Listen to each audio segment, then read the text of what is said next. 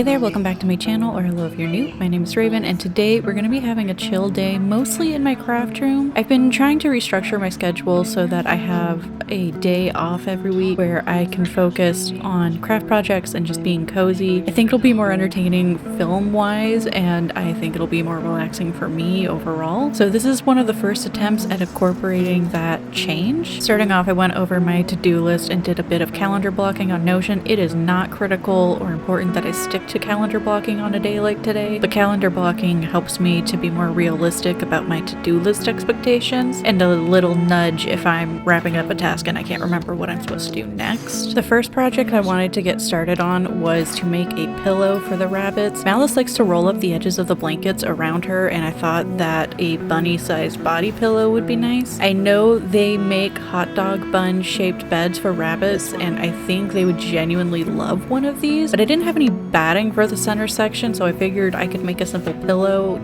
as a good start. I think I also went into this knowing that anything I make for them is going to be ignored or at least hated for the first week, because that's how every project I've made for them goes so far. After trying to measure out a vague idea of the size, I went through my fabric stash. I don't have a ton of fabric, and most of it is hand-me-downs from people that heard I had a sewing machine, so they gifted me their old fabric and scraps, so I don't entirely know what I have or where it is. But I did find a nice white and lilac gingham. I think it's like a flannel material. I have no idea. But I know that it's one of the textures that Mischief seems to like, so it seemed like a good start, and I had enough of it to make a pillow or two. Once the fabric was picked, it was time to prep and sew. I will say right off the bat that I made this thing way too big. I haven't made a ton of things for the rabbits yet, so I'm still trying to figure out how to gauge how small things to make. I grew up with dogs, which are a little bit bigger, and I made a bunch of stuff for them as a kid, and I also like to make things for our pit bull occasionally, so it's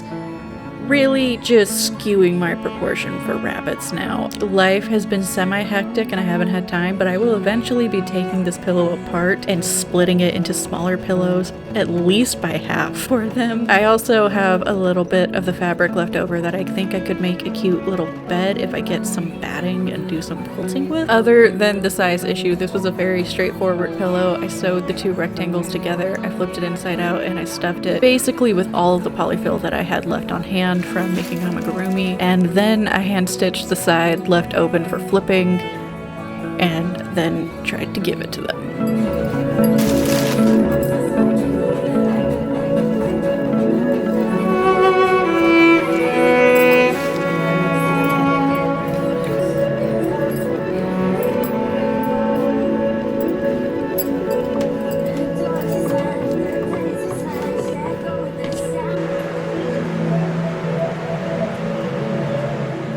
Literally right after I finished sewing the side shut, I brought them the pillow to appraise as a surprise to absolutely no one. They hated it.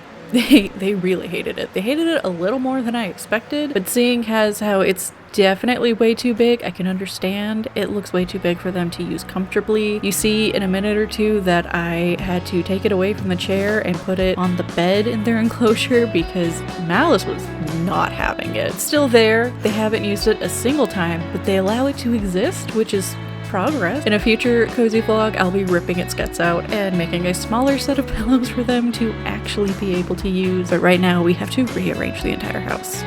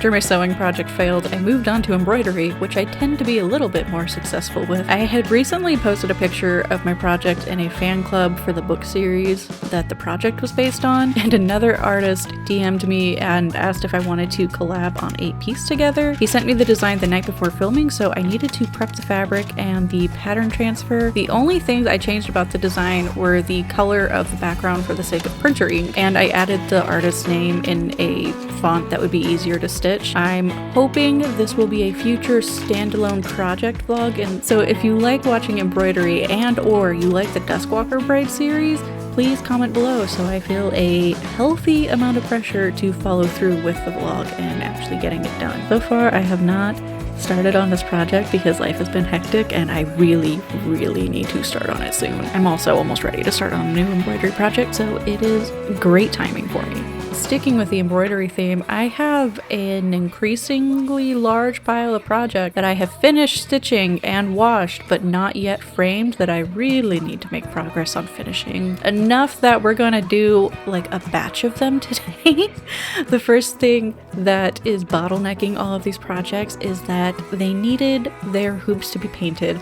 So I laid all of them out and decided what colors I wanted their frames to be. I do not trust my memory, so I wrote all the colors that I wanted on sticky notes that I couldn't get to stick to the hoops, but they laid next to them very nicely and close enough that I got the hint of what was supposed to be what color. And then I banished the fabric away from the project to a different desk because I do not trust myself to not get paint on them if they are anywhere in the vicinity of me and my paint splatters. I cut up some freezer paper for each hoop and then I just taped the metal pieces with some green painter's tape. I really want to get some liquid latex to cover these in the future because taping them is very annoying. I just use acrylic paint for my embroidery hoops. Most of them are from the brand Folk Art. I don't have a lot of colors and I know nothing about paint and painting, but I like the colors and I like the packaging, and I normally do at least 2 coats of paint, and if I'm using a glitter or a color shift or something,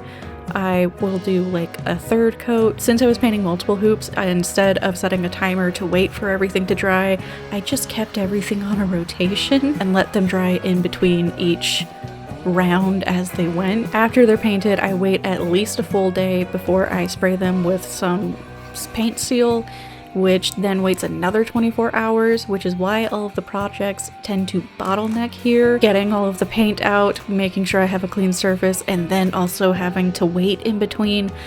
I just like to move on to the next thing that'll keep my hands busy, which is not effective for getting the finishing product.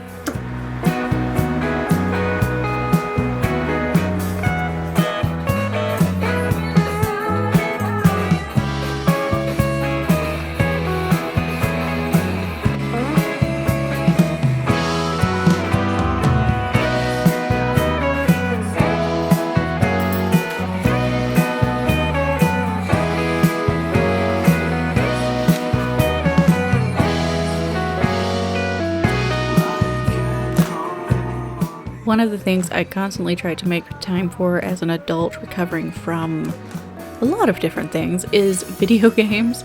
I think the weird sense of guilt that I have about playing video games and the fact that they're less physically involved than crafting makes it easier to just not do and to not include, even though I really enjoy it. After I got the projects done that I wanted to do for the day, I decided to play Spyro for a few hours and to just let my brain melt and relax even more.